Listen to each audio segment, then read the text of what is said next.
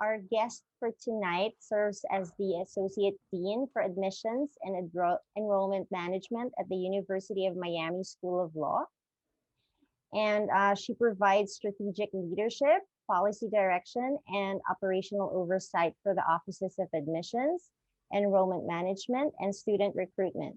She previously served as the Assistant Dean for Admissions at the University of Maryland School of Law, the same school she received her JD from. And she's a member of the Law School Admission Councils, or LSAC's Board of Trustees, and the chair of the Schools and Candidates Committee.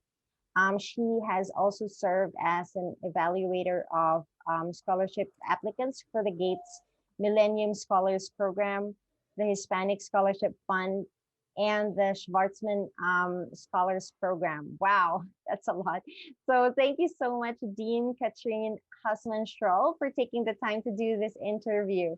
To start things off, could you give us a little background as to what led you to be the Dean at Miami Law? So I have actually been in admissions now close to 12 years. It wasn't something that when I was in law school, I thought I was going to be the dean of admissions someday at a law school. It was more something that while I was in law school, I had the opportunity to work with one of the associate deans at the University of Maryland, and as a research assistant. And through that opportunity, he opened my eyes to enrollment management and admissions, and really offered me my first opportunity in admissions during my third year of law school. So I really fell into it, so to speak, and loved it ever since. So I have been now 12 years in it, and I started at University of Maryland and was the assistant dean for admissions there for a while, and then transitioned to University of Miami in 2020, right before the pandemic, actually 3 weeks exactly before the pandemic. It's been great. It's my new home. That's amazing. I mean, 12 years, more than a decade. In that span of you being in the admissions field, what can you say would be the most rewarding? Because you said that you enjoyed it, or you still enjoy it, right? What is the most rewarding aspect of being an admissions officer?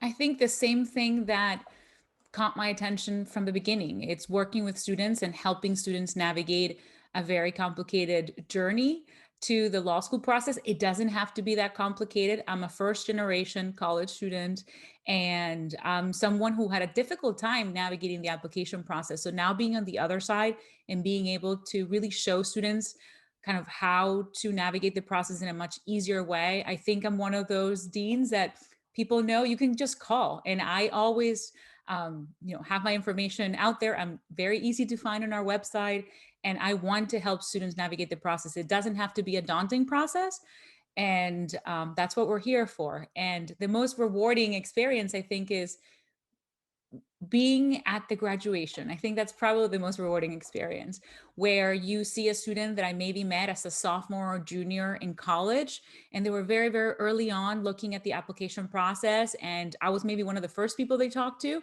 about it. And they were surprised, like, oh, this is maybe not so bad. And then got the idea of going to that school, and seeing them go through the journey of law school and grow in law school to be the lawyer that they want to be. I think it's certainly the most rewarding. And just seeing their graduation and be like, see, I told you in sophomore year, you're going to be fine. And now seeing them in the world, I've had enough years now that I've been able to see many of the people that I've helped along the way become amazing lawyers and leaders around the country. So that's certainly rewarding. And it kind of makes sure that gives me that fuel every day to continue to help students. I'm glad that you shared that particular part wherein you said that you were once at the other end, and then you were having, of course, you experienced certain challenges. If you were to tell somebody, or if you were to tell yourself certain advice, your sophomore or your freshman self, what would it be? Because I think it would be very helpful to a lot of law students who are a bit nervous, or you can say they don't really know if they can reach out to admissions officers, or they feel like they're lost a bit in this whole admissions process, what would be your advice, or what would be, something that you would say? Don't be afraid to reach out for help. That's the whole point of us being here. Now, that comes with a caveat from an admissions person in that start early, start that process early. If you're a freshman, sophomore in college and are listening to this and, you're like, maybe I want to be a lawyer, maybe I don't wait until you're a junior or senior in college and you're, taking the LSAT and kind of things, there's a checklist coming your way and you're trying to navigate everything at once to ask for help. Come to events. We all put amazing events to be able to help you navigate law school or even learn about law school.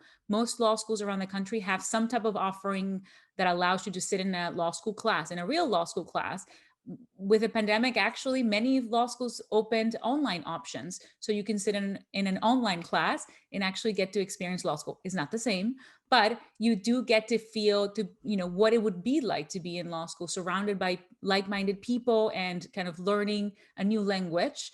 And that really allows students to see themselves in law school. So I would say, first of all, take advantage of every opportunity that's out there, especially when you're a freshman and sophomore, you're still kind of learning about the different programs.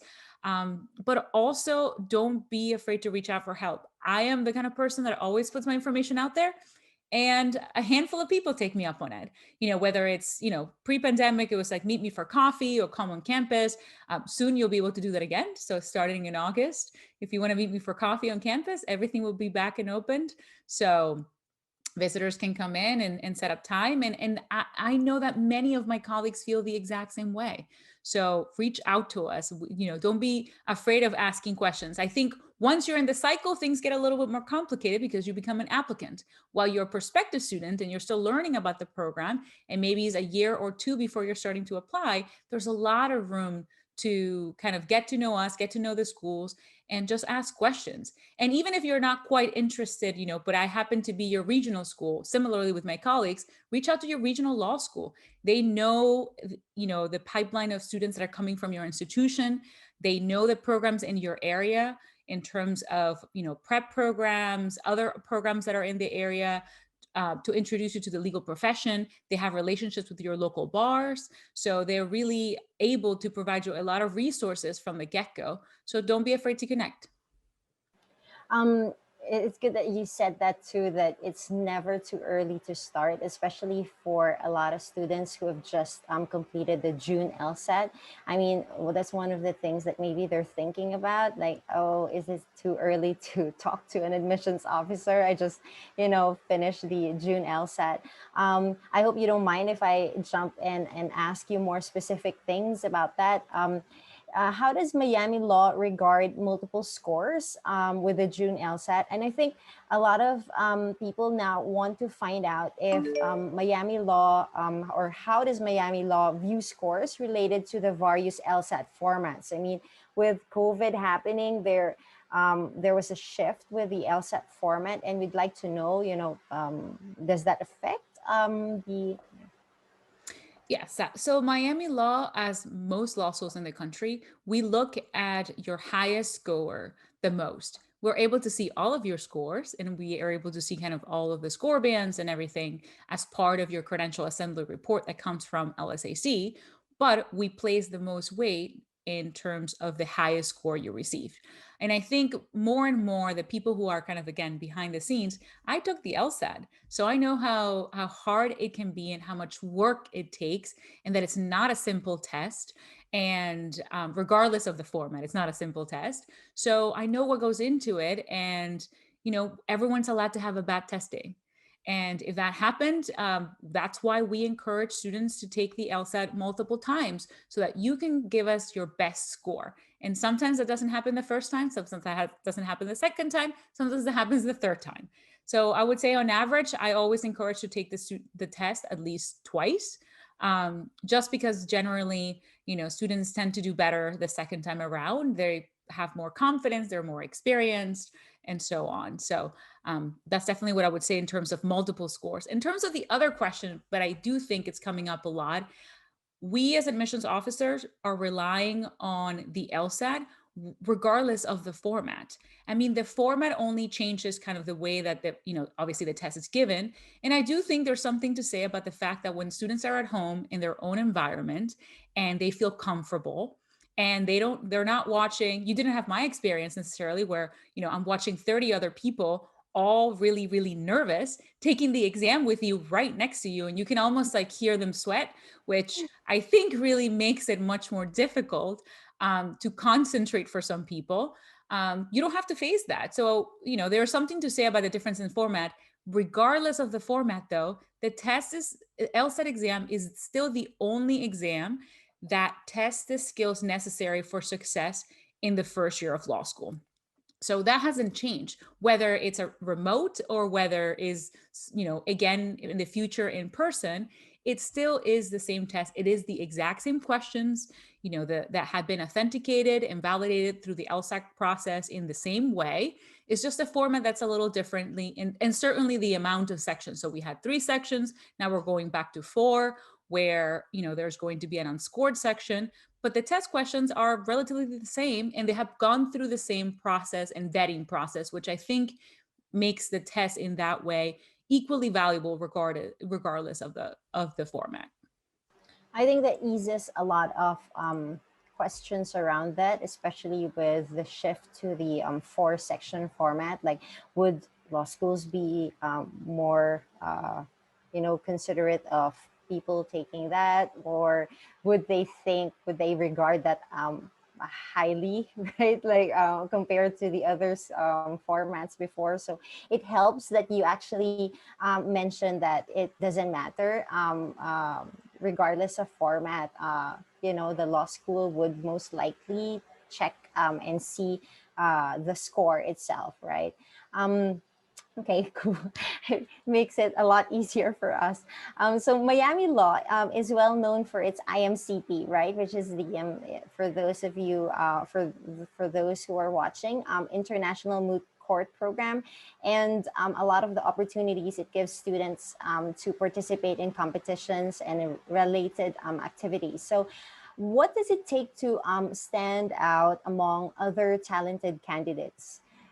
If you have a lot of these competitive participants, or at least candidates, A type personalities getting into Miami Law, can you give us For law school or for the moot court program? I think for law school, like because I know a lot of students, they consider that, right? Like when they get into a particular law school, okay, what are the programs available there?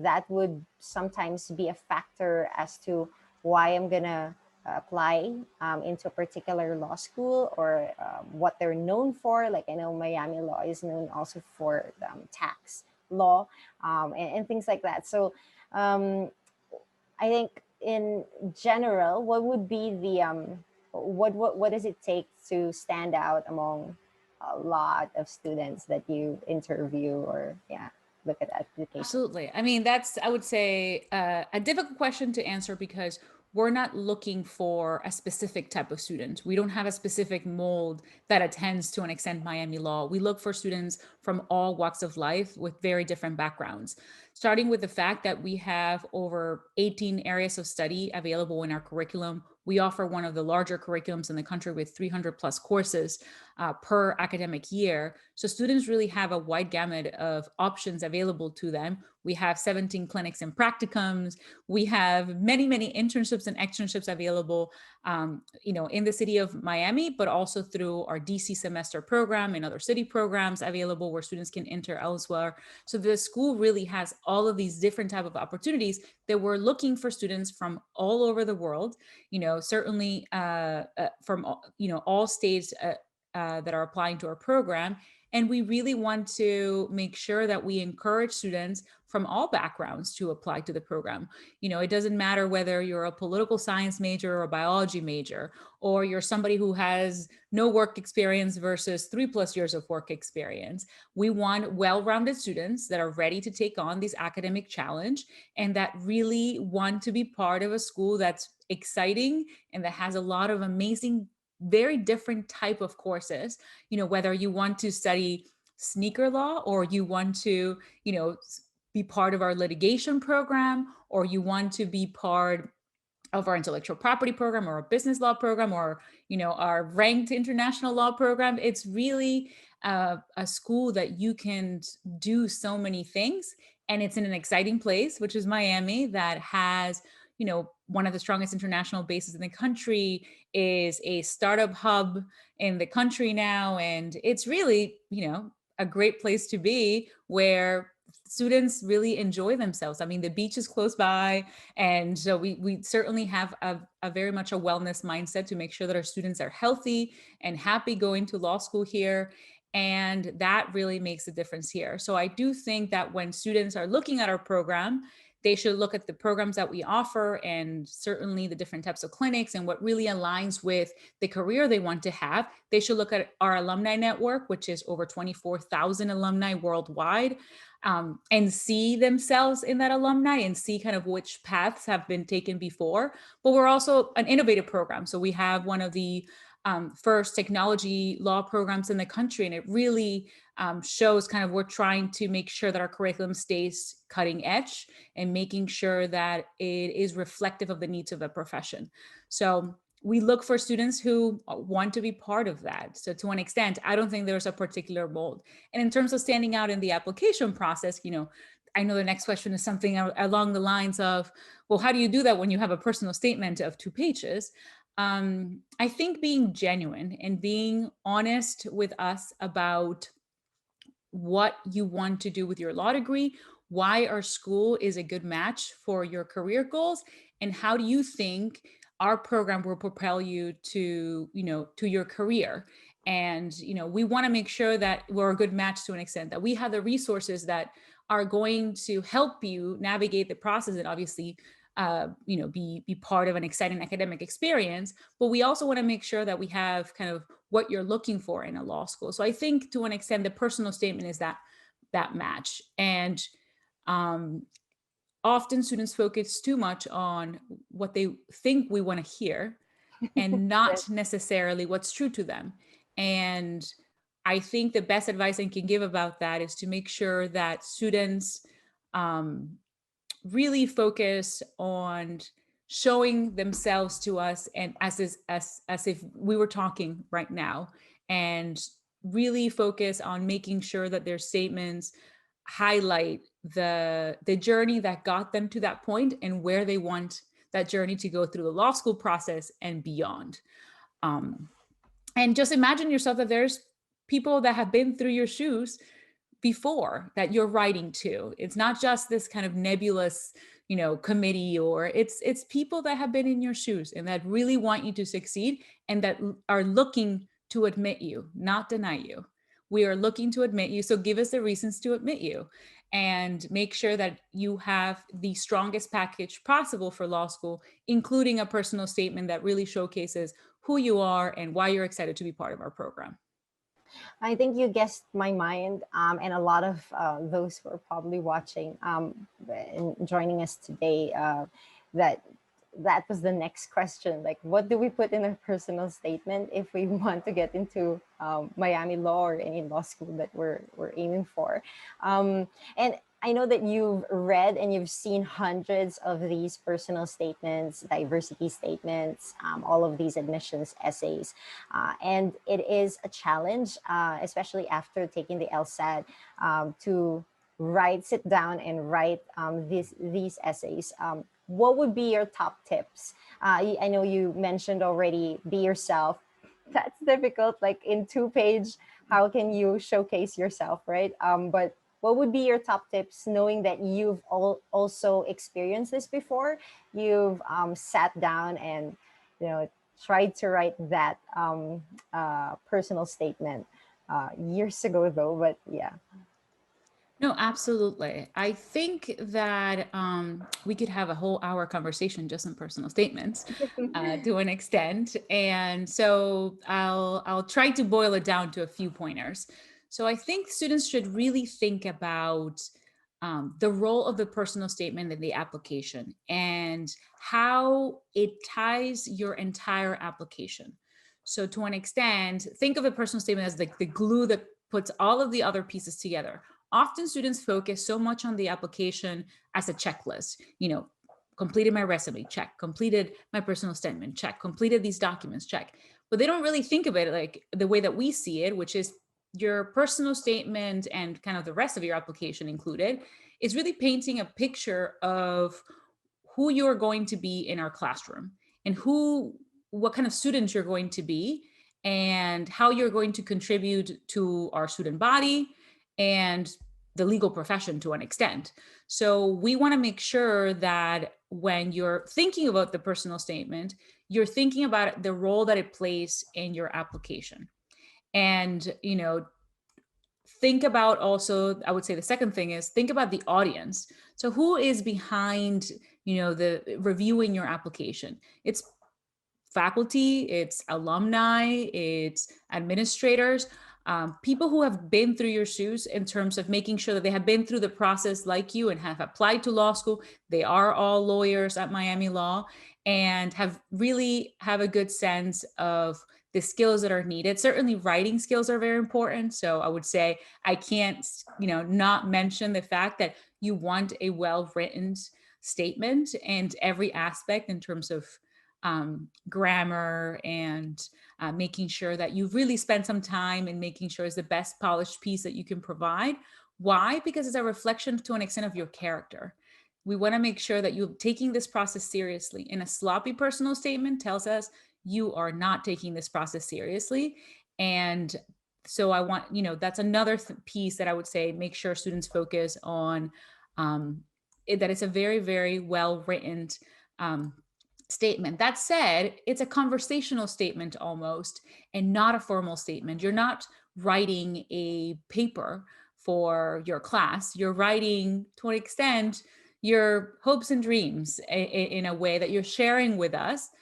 But there's a line in terms of too much personal information. It is still a statement for a professional institution that you're trying to get into in terms of the academic experience. So you want to make sure that there's a good balance between personal and making sure you keep it professional. Personal because we want to know why you want to be a lawyer and why you want to be part of our program. But to an extent, also, we want to make sure that you bring the right character and you are fit to be a lawyer. And that's all part of kind of the review process of the law school application process. Yeah, the balance there is key. And also the challenge, I think, to see whether it's too personal or it's too formal. Can you say this might be a controversial question, but can you say that a well-written admissions essay can make up for a lower LSAT score? So it depends, right? And that's a very good lawyer answer, right? It depends. So I think a personal statement could break a tie. Let's just say if there's two students who are relatively the same in other aspects in terms of academic credentials and in terms of kind of background in terms of work experience and maybe, activities in college. But then we get to the personal statement, and one personal statement just makes the student stand out. It's not that you were saying the right things, is that when you shared a little bit of who you are as an applicant, we believed you. And now we're like, this person needs to be part of our program. And now you just made it really easy to choose you versus the other students. So I don't think that it makes up for academic credentials necessarily, but it certainly makes sure that you have a lead over other applicants that have similar academic credentials. And what I'll say about academic credentials, because I do think it comes up a lot, in terms of the questions about whether, will I be able to get into your program and so on. You have to think of the application review process. It's a holistic approach. And what does that mean? We look at everything. And when students say, again, we look at everything, they think of a checklist, and that's not how we view it. Ultimately, we are an academic institution admitting students that we want to make sure are able to succeed in our program. So we have many questions when we look at the file, but there's one very important question that as an admissions officer, we have to be able to answer for your file to continue the review process. And it is whether you have the academic credentials to succeed academically in our program? If the answer to that question is no, then the rest of the application to an extent is moot. If the answer to that question is maybe or yes, then we continue to an extent. So we are, to an extent, have a duty to the student to ensure that if we do not believe you have the academic ability to succeed in our program, we're not going to admit you. We don't want to admit students who we don't believe are going to do well in our program. And yes, there's, the LSAT and the undergraduate GPA in that academic question, but there are also the letters of recommendation from faculty members, which are counted in terms of the process of the academic evaluation. We look at obviously all of the other factors as well, but those three factors weigh the most in the academic consideration. So that's why many law schools like Miami stress the fact that we want faculty letters for your recommendation section. We allow you to have up to 4, but at least 2 of them should be from faculty members if you can. We understand that things happen and not all students are able to provide them, but you're going to put yourself in an advantageous position if you're able to provide positive recommendations for faculty members that you were their student and they can talk about how great of a student you are and how you have the ability and the skills to academically succeed in our program.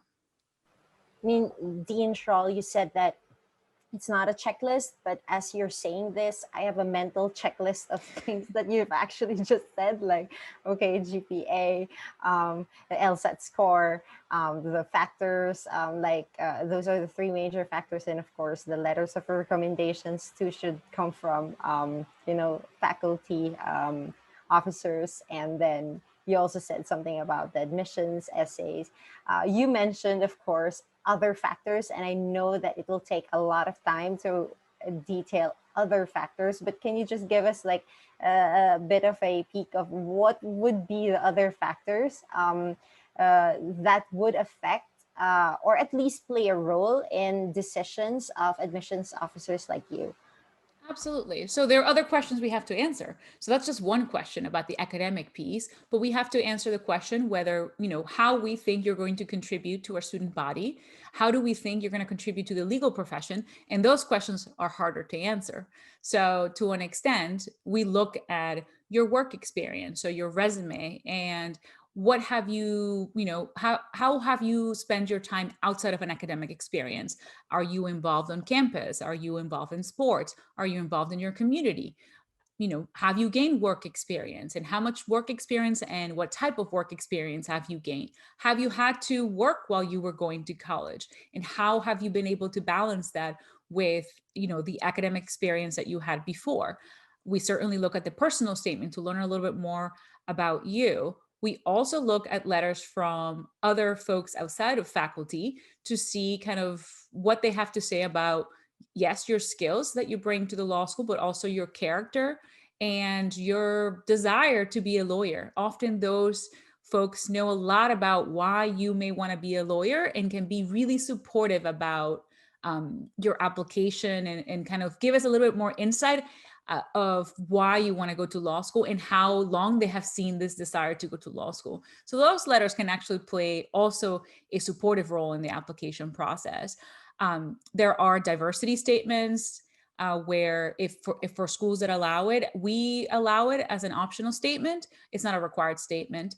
And it's another place for students to include information as to how they contribute to the diversity of our student body. And that's a very kind of open-ended question here at Miami. Obviously, we are in Miami. We are a very diverse school, and we attract students from all walks of life. So we have a very open-ended prompt to an extent that if you want to submit that statement, you can really talk about how you contribute to that very diverse experience here at Miami. And in terms of other statements, the addendums are obviously very important pieces of the application. We are open to addendums, but also ensuring that students have the opportunity to explain matters in their application, whether are related to character and fitness, which is a required disclosure or statement, and or a situation in which there are other things to explain, gaps in time in their college experience, or undergraduate performance that maybe is not reflective of the type of student that they would be in law school, and they want to explain kind of what was going on during that time and why their performance is not reflective of the type of student that they would be in our program. And there are a million other things to an extent that students can explain, and that's certainly part of the consideration. And it sheds some light about obstacles overcome and how that may have impacted your general, academic performance. At Miami, we actually have a specific question that's again optional for students, where students are able to share any obstacles that they have faced, or barriers overcome that they want to discuss as part of their application. We also have an optional question about significant writing experience for those that have had really great writing opportunities. Writing is such an important skill in law school, and we want to make sure that we reward students that maybe have had significant writing experience. So there's a question dedicated to that. We also have a question dedicated to public advocacy or public service as well. And so students who want to really detail information about how they have been a public servant before and what type of experience they bring. We have an amazing program in public service, is the Hope Center. So I certainly want students to, if you're interested in that type of work, and social justice issues is a great program here at Miami. And they have their own scholarship program as part of our merit-based scholarship offering. So that's why those questions are also part of our application process. So it's a little bit of a lot of different types of questions that we have. And the idea is to just really provide more space for students to showcase what they bring as a student and how they're going to contribute to our student body. Yeah, I think that was a loaded question as well, but thank you so much for answering those. What are your views on informational interviews? You mentioned, of course, that, okay, great, you can reach out to admissions officers, and also what was that, 24,000 your alumni home base. What are the benefits of applicants seeking those calls when they're aiming to apply to Miami Law, or probably any law school? Yep. So we do not have a formal interview process unless the committee reaches out to you. So there are instances where the committee requires an interview, whether it's because they need clarification on a question, or for some of our scholarship offerings, they require an interview. So we don't have a required interview process. However, informational interviews, I definitely think they're a great way to ensure that you get some visibility in the process. And I think often students wait until it's a little bit too late in the process. So they wait until they have been waitlisted, or maybe things haven't gone their way, they may have been denied, and then they're requesting the informational interview. I think the informational interview is best used when you are a prospective student and you are learning about the program, and it's still not in the middle or at the end of the cycle. You're kind of ahead of the cycle. So we want to reward your time and make sure that, right now in the summer, when it's kind of slower in terms of we are still not quite in the application cycle yet. So students who are reaching out to us, they get us because we are maybe less committed to other students right now, because we're at the end of one cycle and almost at the beginning of the next. So those students are getting 30-40 minutes with us, being able to answer questions. And it's not just to make an appointment and to get to talk to us. To an extent, it's not really intended for that. It's intended to give you an opportunity to learn about our program. If you're genuinely interested and you genuinely want to know how you can stand out in our application process, these meetings can be instrumental to kind of review what are maybe the weaknesses of your application, what are things that we advise. Being that it's June, ahead of a whole application cycle, we still feel like we're in a position to give you the most comprehensive advice, because we can tell you, we think you need to take the LSAT one more time, or, we think that maybe you should focus on this part of your background in terms of your personal statements. When we are in the fall and we're traveling, we're going to your campuses, we're able to have these conversations, but we're getting a lot more requests. So then the time is more limited, and also availability, but maybe more limited. At Miami, we have a fairly large team in admissions. So we actually have our Calendly out there on our website. So you can easily make appointments with any member of my team, including myself. And we're always kind of happy to have that one-on-one time.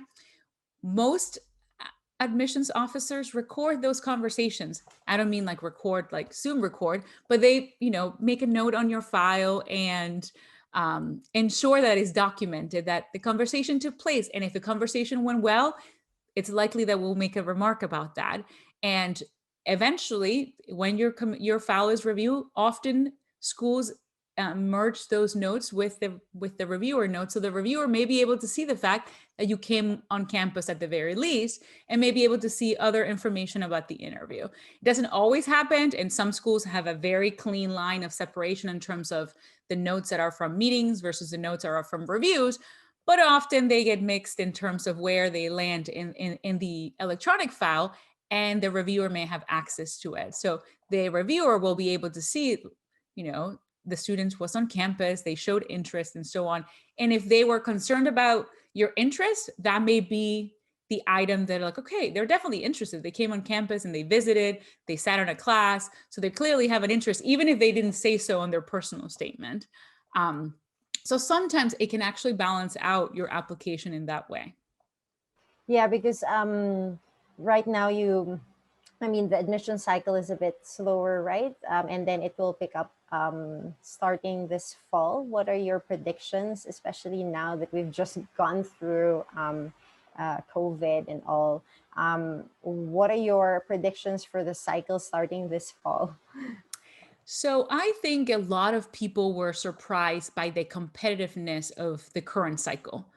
And we have many applicants who were wonderful applicants, but applied after February. And I do think that this cycle was not kind to them. We had a lot of applicants this cycle that applied really early in the process. Many of those applicants actually came from the previous cycle. And because of the pandemic and maybe not being able to take the LSAT in time for, a host of reasons, they were pushed up to the next cycle, and they were actually the first applicants for the current cycle. So I think a lot of the later applicants were in a position where they did not realize that they were going to face so much competition applying to law schools. So now those applicants are ready to apply September 1st, and they're ready to click, submit. And so I expect many early applications this year. Again, as many as last year, probably not, but certainly a healthy number of applicants.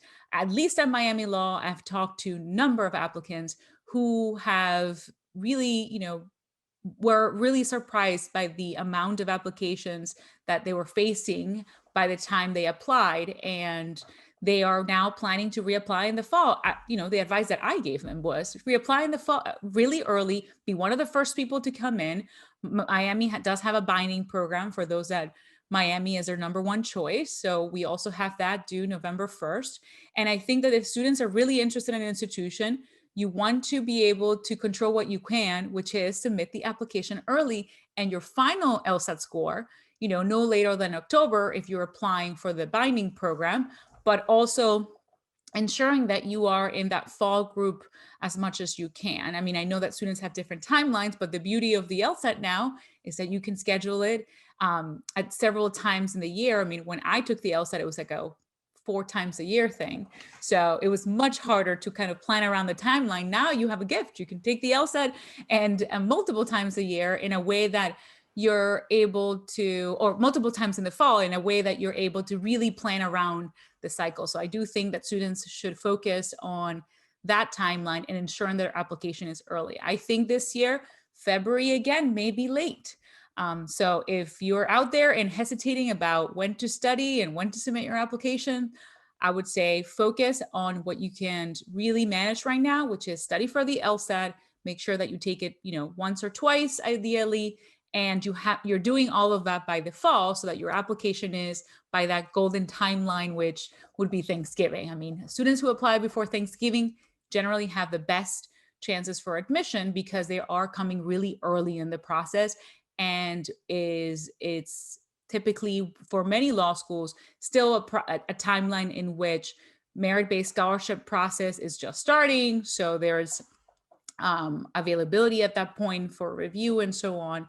And you're not facing the issue that happened this year, where by the time students applied February, March, the schools were running out of space. They already had given a great majority of their admissions decisions. They may not have had any merit-based scholarship left at the time that they were applying. I mean, things may have opened up a little bit later, but at that time, it was hard for those applicants. So my recommendation for this cycle, knowing that, is learn from the 2021 cycle and make sure that you're applying early in the process, ideally before Thanksgiving if you can.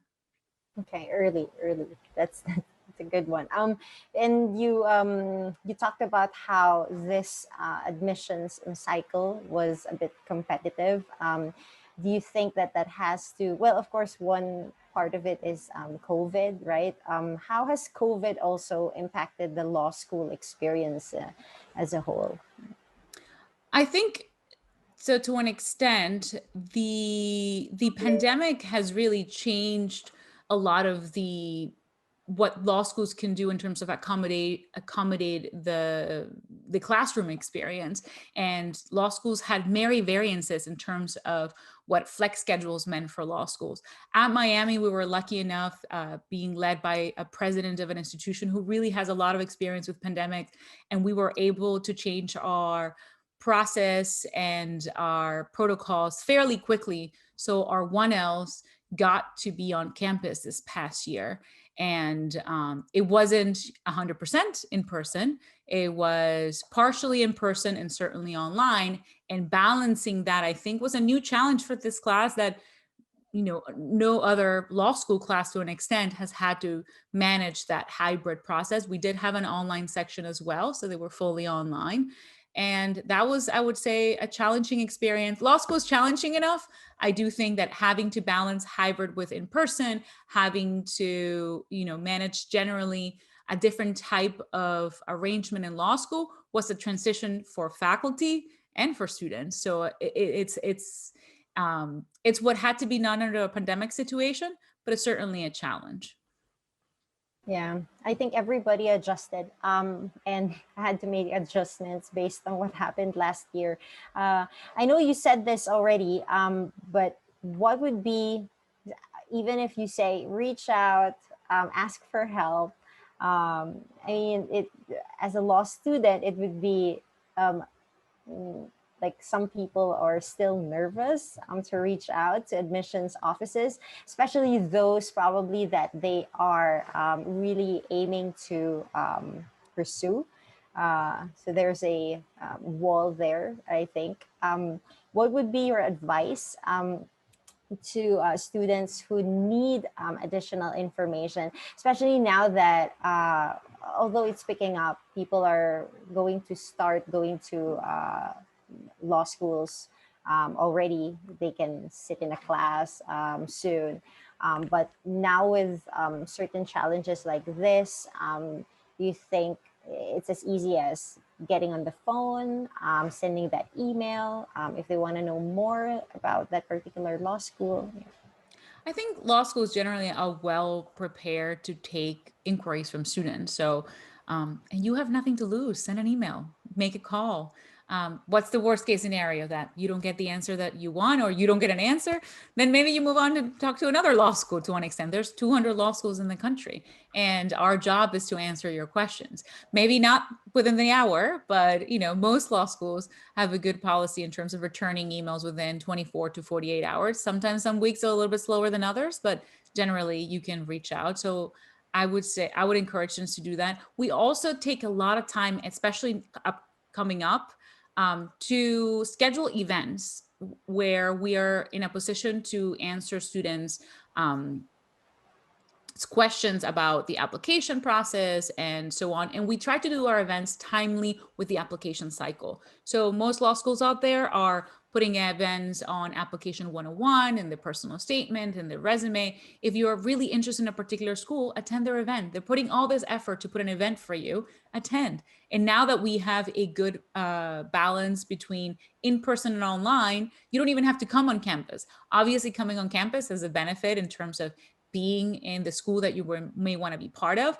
And we are spending so much time thinking about the events. Most schools have safety protocols that we have to follow. So we want to make sure, we are dedicating so much more time to thinking about events that we probably did before, because there are all of these protocols that we do have to follow, that we want you to take advantage of those events. So to an extent, I would say, attend those events. They're intended for you and to answer your questions.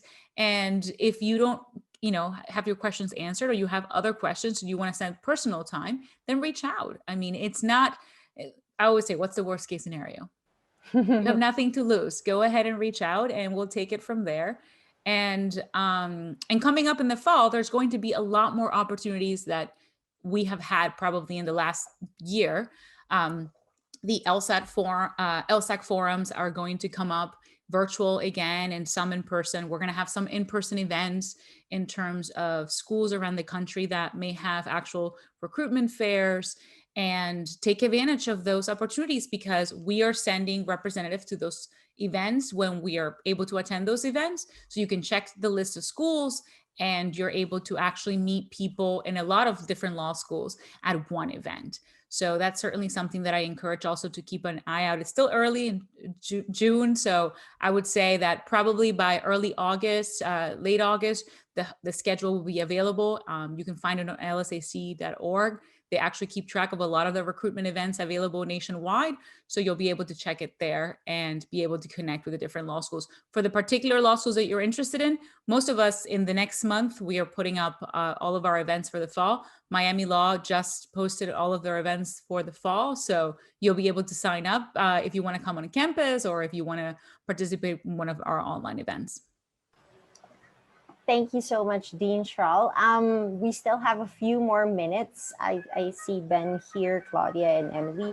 I'm just opening up the floor to anybody who wants to ask questions, especially since Dean Schral is here to answer those questions.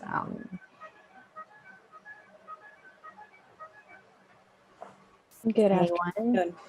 Okay. Good afternoon. Thank you so much for the insight. I think it's very helpful to hear from an admissions perspective.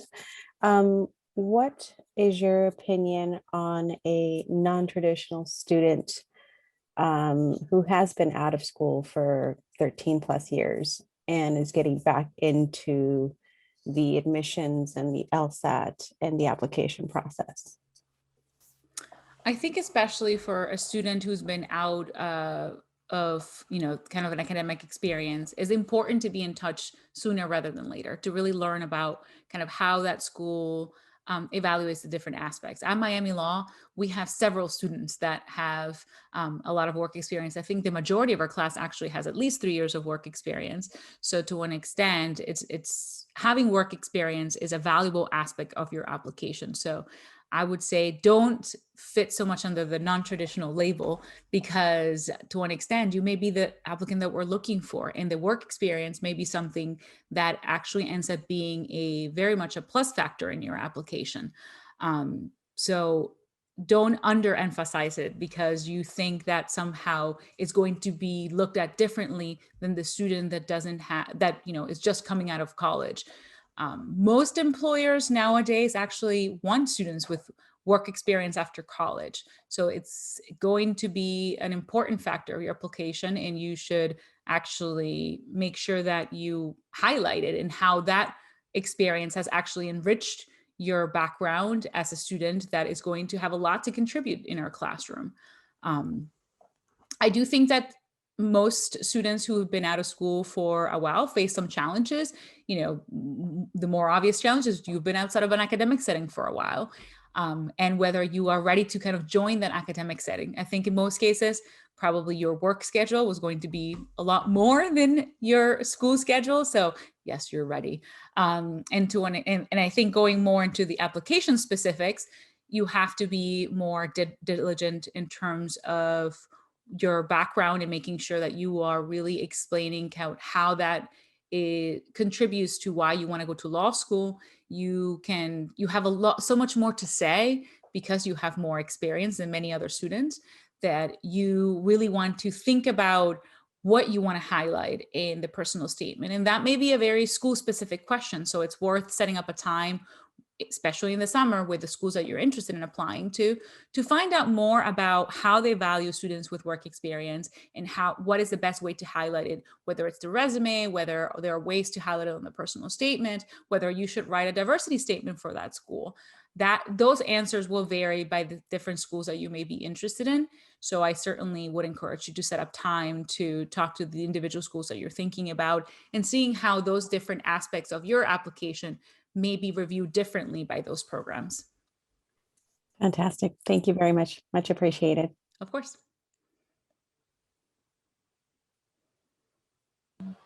Anybody? I see someone raising their hand, or was that, yeah, Emily? Hi, thank you so much for your insight. Like, it's really comforting to hear how exciting an admissions officer is to like receive questions and for students seeking help. This is kind of a niche question, but I have a lot of like friends and family like from Miami. I'm not personally from Miami, but I know how important Spanish culture and like the Spanish language is in the area. And I was wondering how important that might be, or like having another language on the application could be in terms of the admissions process. So it's not a required component of our application. And although Miami, there are a lot of people that speak Spanish, there are over 100 languages spoken in Miami. Miami is truly a very international city. So do we encourage students to speak a foreign language? Sure. Does the foreign language sometimes open the door to share kind of more experiences that you have had as an applicant? Sure, but it's not a required component. It's not required to the extent that if you don't speak a second language, it doesn't mean that you're somehow excluded from being admitted at Miami Law. And we do have language opportunities actually while you're a student here. So if you are interested in learning a second language, we actually have resources here for students that want to explore that. We have a very strong international law program here, and we have courses, which is Spanish for Lawyers courses, available for those that kind of want to take that on as part of the program. But it's not in any way the only way to lawyer in Miami. And many of our students do not speak Spanish. And I would say the majority of our students do not speak Spanish, but it's an asset in an international city like Miami. So it's to an extent, I wouldn't worry about it in the application process. It's not something that we are in any way giving additional points for in the application process. So if you do not speak Spanish, it's not a concern. Okay, thank you. No problem. Anybody else? Well, if we don't have any other questions, if you can, we'll probably share this. We will definitely publish this online in the LSAT Unplugged YouTube channel, and we are also going to share the contact details of Dean Catherine Shaw, so that you can reach out to her, start asking her questions that she says that she can accommodate, especially at this time when it's a bit slow. Thank you so much, Dean Catherine Shaw, for joining us today. Is there anything else that you'd like to share that we haven't covered? No, I think you had great questions today. I think, like I said earlier, I can only emphasize that we're here to help you navigate the process. So reach out, take the time to attend events that we plan, take the time to learn about our programs. And especially in the summer, it's a great time to reach out and really understand the entire application process a little better. So when you get it, you get started in the fall, when you're submitting your application, it's not so daunting and you really have a better understanding of the process. If you're really, really early in the process and you still not even sure whether law school is going to be for you, I still think it's timely to connect with admissions officers, go to events, sit in a law school and see if you feel like that's what you want to spend 3 years of your life. I think that the best opening, the best way to open your eyes to the law school experience is to sit in a class. So I can encourage students to do that. You don't have to wait until you're an applicant to do that. I actually think prospective students should always do that before they even consider applying to law school. Get to know what a law school experience is like. Talk to a law student. We have, most of our law schools have programs available with student ambassadors where you can get to meet them. They're part of all of our on-campus events.